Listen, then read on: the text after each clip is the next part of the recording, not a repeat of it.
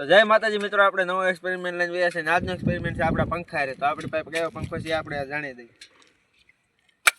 તો આપણે મિત્રો જો આ 1500 નો માર્કેટમાંથી પંખો લઈ આવ્યા છે આપણે, અને આ પંખા આજે આપણે એક્સપેરિમેન્ટ કરવાના છે. આપણા વિડીયોમાં બધી ભાંગ તૂટેલ હોય તો આપણે આ ફરી એકવાર આપણે આ પંખાને પાંખશું, અને એ પણ આ ધારમાંથી આપણે પંખો હેઠો પાડશું. ધાર તમે જોઈ શકો છો 200 ફૂટની ધાર છે. અહીંયાથી આ પંખાને હેઠો પાડશો પછી આપણે જોઈશું આ પંખો ફરાય કે નથી ફરતો, હાલે કે નથી હાલતો.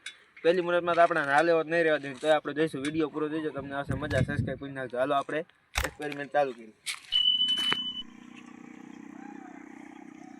તો મિત્રો તમે જોઈ શકો છો આપણે આ પરફેક્ટ લોકેશન ઉપર વ્યા છે. આપણે અત્યારે આ 200 ફૂટ ઉપર આપણે ઊભા છે. અહીંથી આપણે પંખો કા કરશું પાણામાં. તો તમે સબસ્ક્રાઈબ કરી નાખજો. હાલો આપણે પંખો અહીંથી કા કરીએ.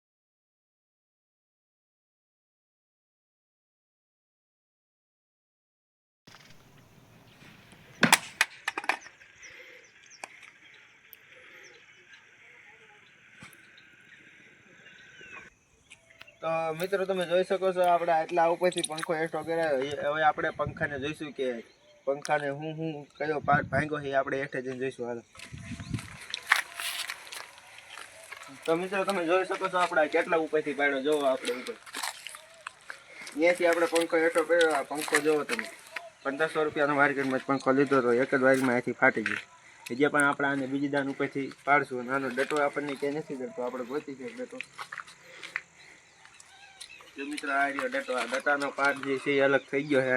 હાલો આપણે આગળ નકરો પંખો પાડશું. હાલો આપણે પાછળ કહીશું.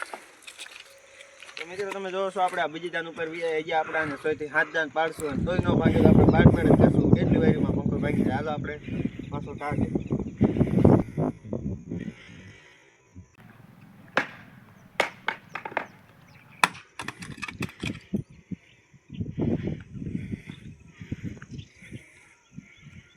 હવે હજી એક દાન આપણે પાડીએ. હજી એક દાન એટલે પંખો. તો મિત્રો તમે જોઈ શકો છો આપણે આ બીજી વાર પંખાને કાક કર્યો, અને બીજી વાર આ જો તમે કેટલો આ ડેમેજ થઈ ગયો છે પંખો. પહેલી વાર આ અહીંયા ડેમેજ થયો, તો બીજી વાર અહીંથી ડેમેજ થઈ ગયો. હજી આપણે એક દાન હેઠો પાડશું. હાલો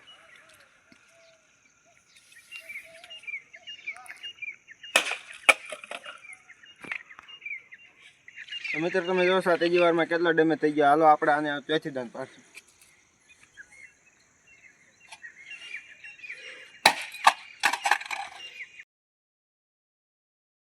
તો મિત્રો તમે જોવો છો આ ચોથી વારીમાં પંખો રહ્યો હાવ એટલે હાવ ડેમેજ થઈ ગયો. આપણે હજી આને 5મી દાન પાડશું. હાલો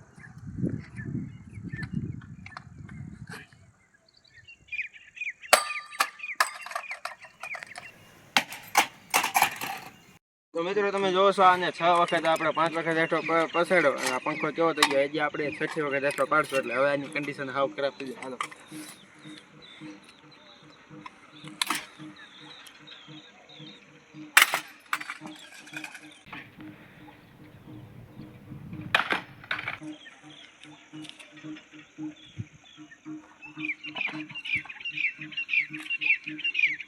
તો મિત્રો હવે પંખો હાવ ડેમેજ થઈ ગયો. હાલો આપણે નીચે જઈને પંખાને જોઈ ગયો ઓક્સિજન.